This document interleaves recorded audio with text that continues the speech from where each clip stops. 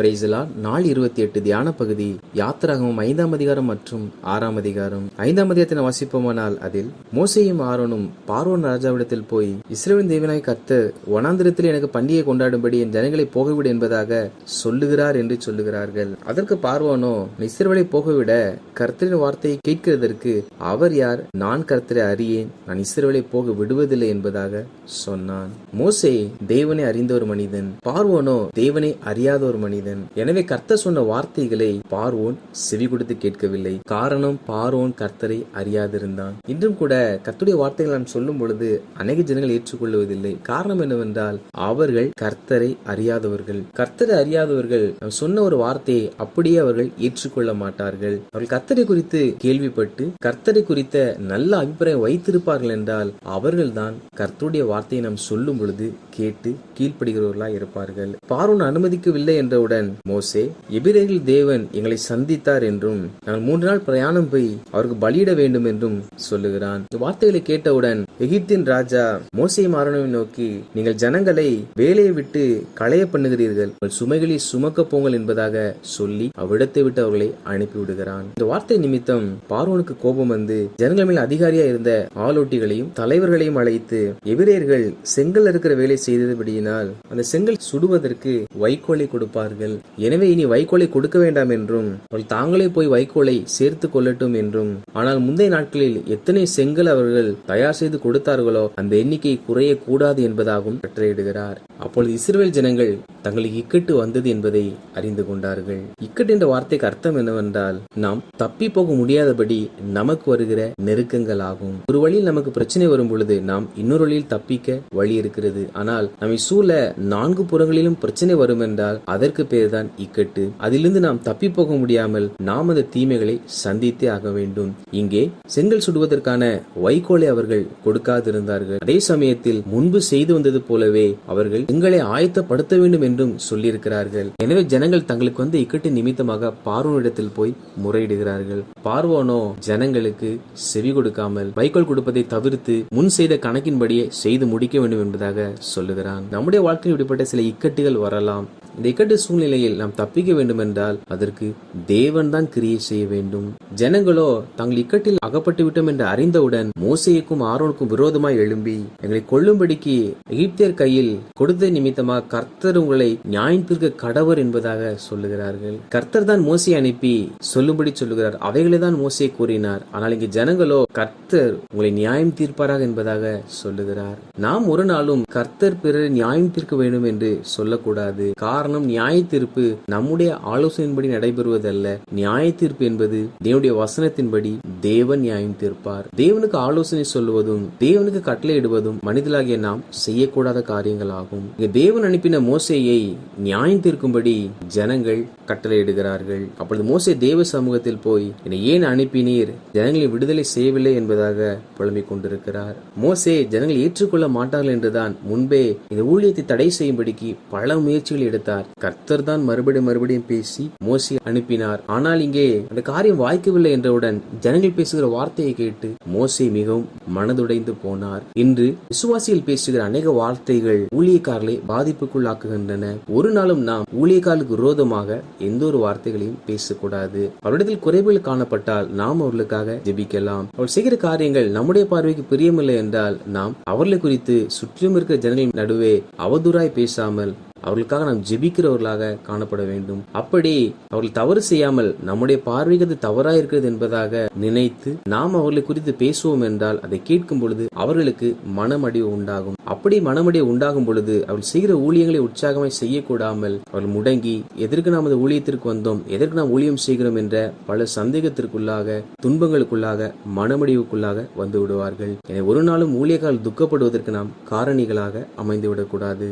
6ஆம் அதிகாரத்தை நாம் பார்ப்போம். அதில் மோசே சொன்ன எல்லா வார்த்தைக்கும் கர்த்தர் பதில் கொடுக்கிறார். கர்த்தர் மோசேயை நோக்கி, நான் பார்வோனுக்கு செய்ய போவதை இப்பொழுது நீ காண்பாய். பார்வோன் என் பலத்த கையை கண்டு இந்த ஜனங்களை தன் தேச தேசத்திலிருந்து துரத்தி விடுவான் என்பதாக சொல்லுகிறார். பார்வோன் ஆராதிக்கவே ஜனங்களுக்கு அனுமதி கொடுக்கவில்லை. ஆனால் ஆண்டவர் சொல்லுகிறார், பார்வோனே இந்த ஜனங்களை துரத்தி விடுவான் என்பதாக. நாம் எந்த ஒரு காரியம் முடியாது என்று, எந்த ஒரு நன்மை இவ்விடத்திலிருந்து வராது என்று சொல்லுகிறோமோ, தேவனாகிய கர்த்தர் அந்த இடத்திலிருந்து நமக்கு நன்மை வர வைப்பார். முடியாது என்று சொல்லுகிற காரியங்களை கர்த்தர் முடியும்படி செய்வார். மேலும் கர்த்தர் இதில் தன்னுடைய நாமத்தை குறித்தும் மோசேக்கு தெரியப்படுத்துகிறார். அதாவது கர்த்தர் ஆபிரகாம், ஈசாக்கு, யாக்கோபு என்பவர்களுக்கு தரிசனமாகும் போது தன்னை சர்வ வல்லமையுள்ள தேவன் என்பதாக சொன்னார். ஆனால் இங்கே ஆண்டவராகிய தேவன் தன்னை யெகோவா என்பதாக சொல்லுகிறார். யெகோவா எனும் நாமம் இவைகளுக்கு முன்பாக எந்த மனிதனுக்கும் அறிவிக்கப்படவில்லை. அவைகளை கர்த்தர் மோசேக்கு அறிவித்து, எகிப்தில் அடிமைப்படுகிற இஸ்ரவேல் புத்தருடைய பெருமூச்சை கேட்டு, நான் ஆபிரகாம், ஈசாக்கு, யாக்கோபு என்பவர்களோடு செய்த என் உடன்படிக்கையை நினைத்தேன். நான் அவர்களை எகிப்திலிருந்து விடுதலையாக்கி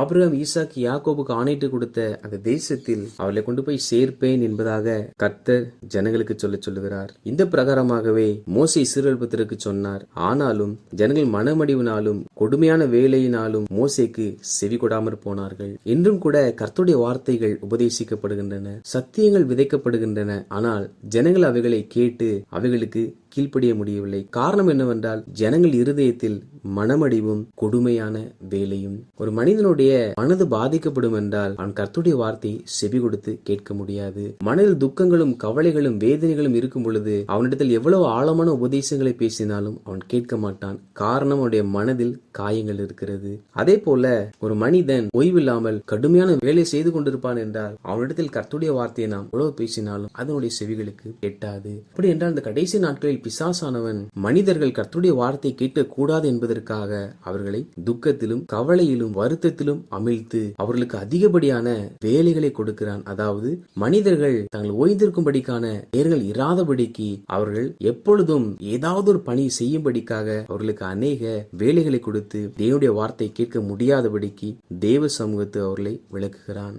என்றும் கூட மனிதர்கள் தாங்கள் ஓய்வெடுக்கிற நேரம் இருக்கும் என்றால் அதில் ஜெபிப்பார்கள், வேதம் வாசிப்பார்கள். எனவே மனிதர்கள் ஓய்வே எடுக்கக்கூடாது என்பதாக சொல்லி அவர்களுக்கு ஏதாவது ஒரு காரியத்தை நினைப்பூட்டி ஏதாவது ஒரு காரியங்களை செய்ய வைத்து மனிதர்களை எப்பொழுதும் வேலையுள்ளவர்களாக தங்களை காண்பித்துக் கொள்ளும்படி அவன் கிரியை செய்கிறான். வேலை எதுவும் இல்லாவிட்டாலும் கைபேசி எடுத்து பயன்படுத்தும்படி நம்மை அவைகளுக்குள்ளாக அடிமைப்படுத்துகிறான். இதுவும் சாத்தானுடைய தந்திரங்களில் ஒன்றே. இதில் ஆரோனை, மோசே குறித்து நாம் பார்ப்போம் என்றால், இவர்கள் இஸ்ரவேல் புத்திரரை எகிப்திலிருந்து நடத்தி கொண்டு வரும்படிக்கு கர்த்தரால் கட்டளை பெற்றவர்கள். அதாவது இவர்கள் தாங்களாக ஜனங்களை விடுதலையாக்கும்படி முயற்சிக்கவில்லை.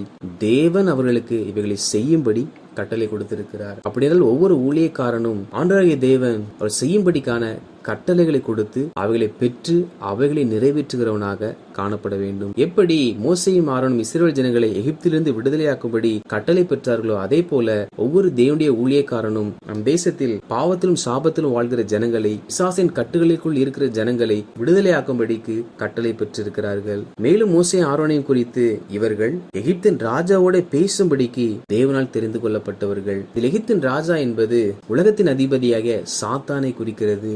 ஊழியக்காரன் என்பவன் ஜனங்களை ரட்சிப்பதற்காக மாத்திரமல்ல, பொல்லாத பிசாசானவனோடு எதிர்த்து பேசுகிறவனாகவும் தேவன் அவர்களை தெரிந்து கொண்டிருக்கிறார். பிசாசின் ராஜ்யங்களை அழிக்க தேவன் தம்முடைய ஆயுதமாக ஊழியக்காரர்களை பயன்படுத்துகிறார். இவர்களே பிசாசோடு எதிர்த்து பேசுகிறவர்களாகவும் பிசாசின் ராஜ்யத்தில் இருக்கிற ஜனங்களை விடுதலையாக்குகிறவர்களாகவும் செயல்பட வேண்டும். கர்த்தர் மோசேயை நோக்கி, நான் சொல்லுகிற வார்த்தைகளை எகிப்தின் ராஜாவாகிய பார்வோனுக்கு சொல் என்பதாக சொல்லுகிறார். ஊழியக்காரன் என்பவன் தானாக எதையாவது சொல்லக்கூடாது. தன் வாழ்க்கையின் அனுபவத்திலிருந்தும் எது ஒன்றையும் சொல்லக்கூடாது. கர்த்தர் எவைகளை சொல்லுகிறாரோ அவைகளே கேட்டு அவைகளே ஜனங்களுக்கு உரைக்கிறவனாக காணப்பட வேண்டும். காரணம், கர்த்தருடைய வார்த்தை மாத்திரமே நிறைவேறும். மனிதன் தான் விரும்பினபடி ஆலோசனை கொடுக்கும் பொழுது அந்த ஆலோசனை நிலைநிற்க மாட்டாது. அந்த வார்த்தைகளை நம்பினாலும் அவைகளினால் ஜனங்களுக்கு எந்த ஒரு நன்மையும் உண்டாகாது. ஊழியக்காரர்கள், கர்த்தருடைய ஊழியத்தை செய்கிற விசுவாச பிள்ளைகள் எதை சொன்னாலும் அவைகளை தேவனிடத்திலிருந்து பெற்றுக்கொண்டு தேவன் சொல்லுகிற வார்த்தைகளையே ஜனங்களுக்கு போதிக்கிறவர்களாக, ஆலோசனை கொடுக்கிறவர்களாக காணப்பட வேண்டும். வாசித்த இந்த அதிகாரிகளின்படி கர்த்தருடைய ஜனங்களாகிய நாம் நமக்கு இக்கட்டு வரும் பொழுது அந்த இக்கட்டிலிருந்து எப்படி நாம் தப்பிக்க வேண்டும் என்று யோசிக்காமல் கர்த்தரை நோக்கி ஜெபித்து, கர்த்தர் ஒருவரே நம் வாழ்க்கையிலுக்கு எல்லா இக்கட்டுகளிலும் இருந்து விடுதலையாக்க வல்லவர் என்பதை நாம் நினைவில் வைத்துக் கொள்ள வேண்டும். அதே சமயத்தில் எந்த ஒரு காரணத்தையும் கொண்டு கர்த்தர் இவரை நியாயம் தீர்க்க வேண்டும் என்பதாக நாம் நம்முடைய நாவினால் சொல்லக்கூடாது. மேலும் ஊழியக்காரருடைய மனது புண்படும்படிக்காக எந்த ஒரு வார்த்தைகளையும் செயல்களையும் நாம் செய்யாமல் தேவனுடைய வார்த்தைக்கு செவி கொடுக்க முடியாதபடிக்கு நம் மனதை மடிய பண்ணுகிற சாத்தானுடைய தந்திரத்திலிருந்தும் நம்ம எப்பொழுதும் பிஸியாக வைத்துக் கொள்ள வேண்டும் என்று கிரியை செய்கிற அவன் வஞ்சக வழியிலிருந்தும் நாம் தப்பி கர்த்தருடைய வார்த்தைக்கு செவி கொடுத்து ஒவ்வொரு நாளும் வாழ்கிறவர்களாக காணப்படுவோம். ஆண்டவராகிய கர்த்தர் தாமே எல்லா இக்கட்டுகளிலும் இருந்து நம்மை விலக்கி ரட்சிப்பாராக. ஆமேன்.